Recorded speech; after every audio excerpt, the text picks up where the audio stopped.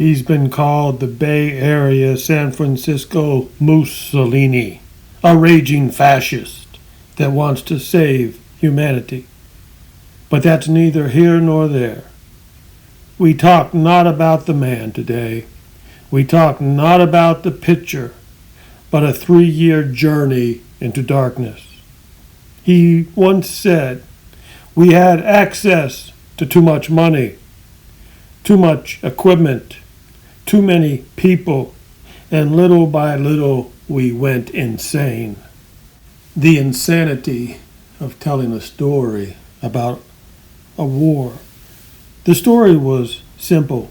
An assassin travels up a river to kill a wannabe god. But the question that the story told had to be answered. The question was the ending. The question could not be answered by the man who told the story. He searched for 3 long years, looking for the answer to the question. To not answer the question would be to fail, and to fail was out of the question. So if you are watching this video, you are here for one simple reason. The secret question. What are you looking for? Stop looking. It's right in front of you. Everything has a reason, a purpose. When you stop looking for it, it turns out it's right there in front of you. Our story today is about a genius who doubted himself. He was lost in a dark jungle with no way out but to fight his way out, tooth and nail, till every bone in his body felt used up, and all his cronies and all his buddies could not help him. They simply said, "Francis works better under immense pressure." They could not feel his pain, but this was their role. This was the role of the cronies. Their purpose was to just be there and say, "Yes, Francis works good under pressure." But Apocalypse Now was taking Francis into a deep, dark jungle nightmare.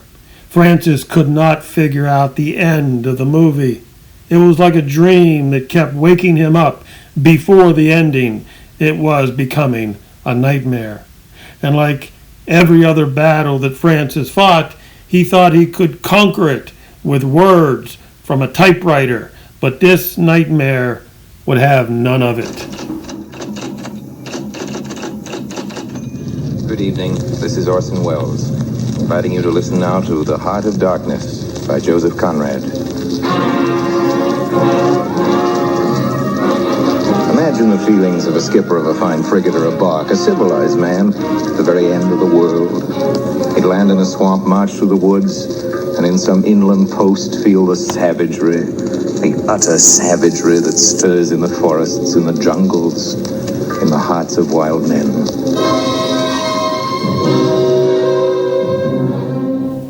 And even the great Orson Welles could not make this picture happen. And if the great Orson Welles could not get this movie made, how could Francis Ford Coppola think he could get it done? Well, I will not bore you with 3 years of Francis pulling his hair out, looking for the end. No, I will not bore you with the details. I will jump right to the chase. Finally, Francis stopped looking. Yes, he stopped looking, and it was right there in front of him. You see, one day as Francis was typing away at his pecking machine, his wife came running into the room. You see, they were in the Philippines. They were trying to get the movie finished, and they were having a hard time.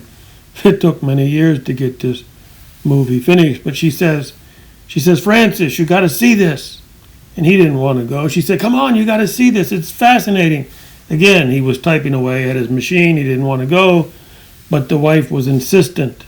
She said the native Indians that Francis had hired for the movie, they were about ready to kill a water buffalo in a ceremonial feast. You've got to see it. So, even though Francis didn't want to go, he went. Not really looking for anything, just experiencing the moment. The moment was for him, and he did not even realize it. The natives slaughtered the beast, and they ate it, and it was all good. You see, the ending was given to Francis by the way of him hiring the native tribe, and the gods responded in a way that only the gods can talk. You see, when you're looking for something, sometimes you just have to stop looking because it's right there in front of you.